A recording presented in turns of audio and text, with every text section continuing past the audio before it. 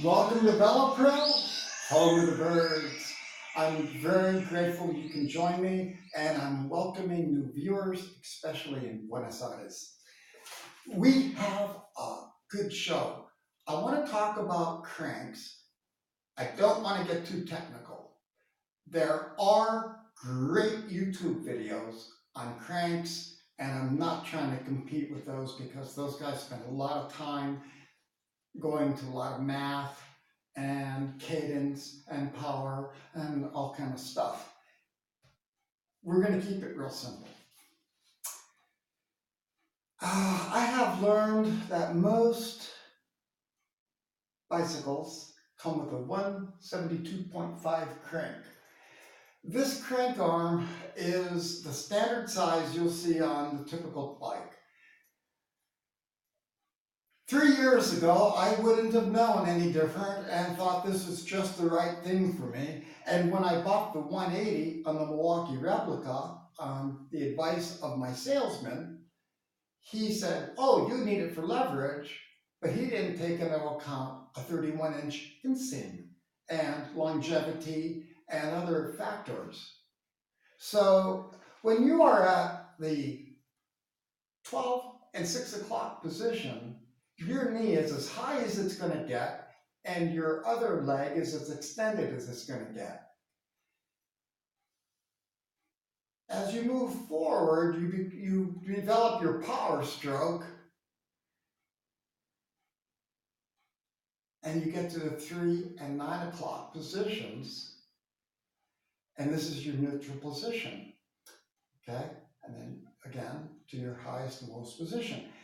As you go around the clock on your revolutions and your cadence, the longer the crank, the more revolutions you make. It would be advantageous if you can afford, because of your body, a shorter crank, to use a shorter crank because you will in fact turn fewer RPMs.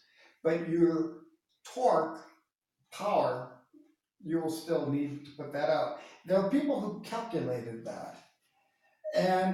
But the difference between a 170 and a 172 is so small, and it isn't really that 2.5 millimeters. It's really 5, because you have the 2.5 up here, and you have the 2.5 pushing out there. You see what I mean? You have 2.5, 2.5. Let's say for our case, this is a 170 and Milwaukee's a 180, and I want a 170. That's 5 on each side, right? Well, that's 10. That's 20 millimeters. Okay. So if it's 5, it's really 10. If it's 10, it's 20, because you have to account for both feet.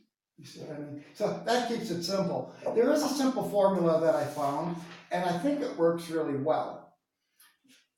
You need to measure your inseam in centimeters, and in my case, it's 78.5, and you multiply that by 1.25, add 65, and in my case, I come up with 163, which would put me in line for a 162.5 crank, which is easily available. So the salesman sold me what he thought, but actually, if he would have looked at me a little more carefully, and he knows me, he sold me 2 other bicycles. I'm disappointed. If he was still in business, I might ask him why he made that decision, because at the time, I didn't know that, okay? Like I say, I've learned more in the last few years, the last couple of years, than I have in the years before. And I don't mind admitting it. I think it's a cool thing to admit. So anyway, we do want to protect our knees, and this is one way in alignment with your seat adjustment, but it's difficult to get the correct seat height adjustment if your crank is the wrong size.